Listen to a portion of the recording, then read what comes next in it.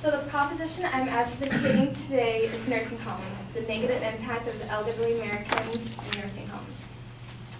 So my grandma is 93 years old and she is currently residing in a nursing home. She's been in there for 6 months. My family could no longer take care of her emotionally and physically. For that reason, she was placed in a nursing home. She has dramatically declined over the past 6 months, like I said, emotionally, mentally, physically. Pardon me. Yet when I see her, she's happy. It's the same person as she was, but I know she's depressed and, like I said, hypermedication. She's not the individual that she once was. Like I said, my grandma's not the woman that she once was 6 months ago. I have 3 facts supporting my claim on nursing homes. One would be how Americans do an inadequate job of taking care of the elderly compared to other cultures. My second would be the growth of the aging population of the baby boomers and how that might be an effect of increasing nursing homes, as well as nursing home abuse. So compared to cultures, America is now having 20% of elderly in the The United States population consists of 20% of elderly individuals. Approximately 21,000 nursing homes are within the U.S., and almost 1.5 million are elderly residents. Compared to other cultures, like Japan, they keep their family at home and take care of their elderly. In Japan, 1.5% of the elderly live in, as they're called, special homes. Compared to the United States, they have 2,800 homes and about 196 residents compared to 1.5 million residents in the United States. Only 10% of those 16 and older in Japan live alone. In this culture, generations live under one roof. This arrangement has been reported to be one of the main reasons why families living in Japan live longer. And as for my grandma, I used to see her once a week. Now, I used to see her multiple times a week. Now I hardly see her. And because of that, she's forgetting my name. She's forgetting how to play cards. The family stimulus is very important. In regards to Medicare, that's health insurance in the United States. 15% of Americans, for about 49 million individuals, are enrolled in Medicare. However, Medicare only covers about 3 to 4 months of nursing home stay, and the remainder is just resident stay and how they have to pay out of pocket. So in fact, Medicare has a negative impact of nursing home facilities of residents. My second evidence is upon the baby boomers generation and how the aging population of baby boomers does not mean an increase in nursing homes. According to the Research Center in Washington, D.C., the nation's population will increase to 430 million by 2050 from 296 million in 2005. Between 2012 and 2050, the U.S. will experience considerable growth in its older population. In 2050, the population aged 65 and older is projected to be 83.7 million, almost double its estimate, about 43.1 million in 2012. In only a few decades, about 2/3 of the elderly will need assistance in living, functional and cognitive limitation. Back to Medicare and its programs, nursing homes have lost a lot of money because of the patients on Medicare.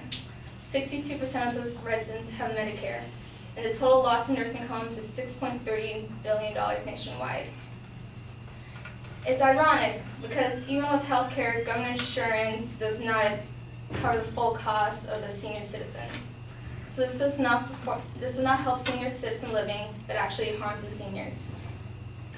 Nursing homes cannot finance the remainder of the amount, which results in less and poor labor, because high quality cannot be afforded by the company. A November 2013 report by the University of California, San Francisco researched that poor quality of care is prevalent in many nursing homes. Staffing levels have been cut to save money, and because of that, the quality of care has been cut down as well, which leads me to my third point, nursing care abuse.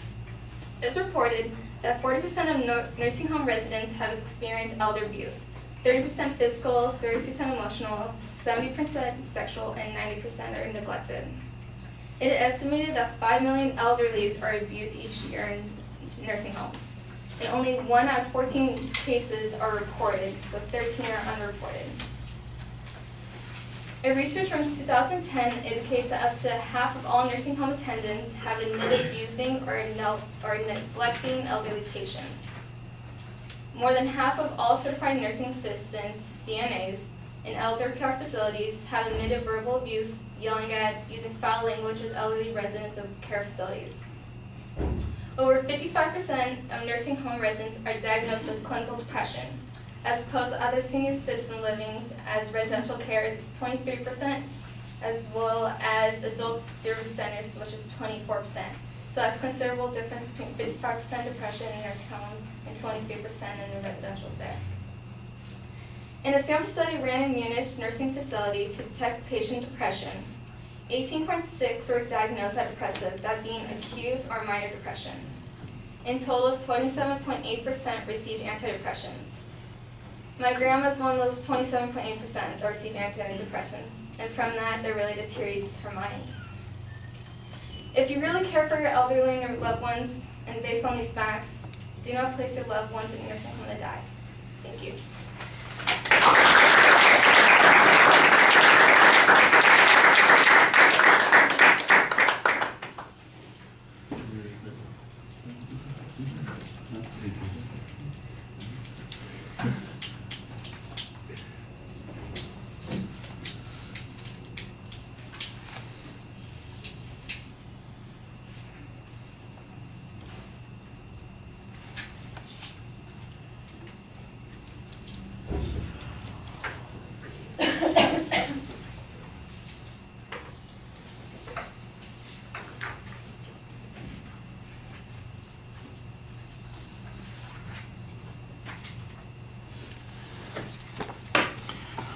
Okay, Anna, the proposition is not phrased as a proposition. It sounds like just a subject matter, and I think you need to make a more clear declarative statement.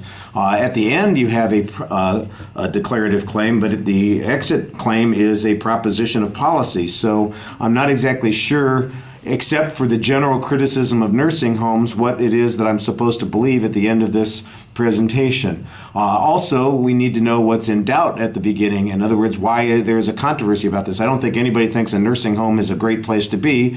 Obviously, there are reasons why people end up in nursing homes. If there's an argument to be said that they don't need to be in the nursing home, I think that would be a little bit more effective as a proposition. You do lay out the contents of the speech, but the secondary points, much like the proposition, are basically just phrases. They aren't declarative sentences, and a couple of times they sound like informative speeches. You know, how is it that we do this, or what the great impact is on somebody else. You need to make them, like I said, declarative sentences, so that's a little bit problematic. But at least you did have a structure that we could follow.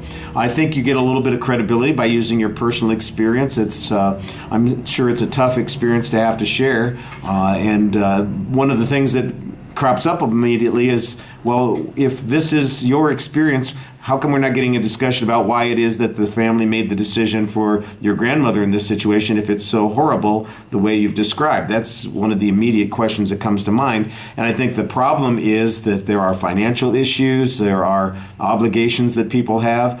You kind of talk about a cultural difference at the beginning of the speech, and one of the things that's not discussed in that, it seems like you're making a judgment that this is a more appropriate way of acting, which would be a value claim, is that there's no discussion of how it is that they manage to do this. Is there a caregiver at home 100% of the time for the people who need it? Is that one of the family members that takes responsibility for that? And like you pointed out, a lot more people live on their own here than live on their own in Japan, and so maybe that's an explanation about why that's possible. The description of nursing homes as having a lot of negative things in them, I don't know that there's a huge amount of doubt about it. I think you did suggest that it's a lot more problematic than we might have imagined. So you had excellent information in the speech. I'm just not sure what inferences I'm supposed to draw from here, except at the end that you say, well, don't put your elderly in a nursing home. Well, what do you want me to do? Take them to the racetrack and drop them off? I mean, I think that's the problem, because you've got a policy claim at the end, and you don't really tell us what alternative there is, except that I guess we could send them all to Japan. There's somebody who can take care of them there. I'm sorry, that's a little facetious, isn't it? All right, thank you. Yeah, I went through that whole thing, so I know what you're talking about. I'll probably go through it again, only on the other end. That's way too depressing. All right, Daniel's going to be our next speaker. So if you've got Daniel Rad as your peer evaluation, or you're sitting there looking at his outline, this is the guy that you're going to be talking about or writing about.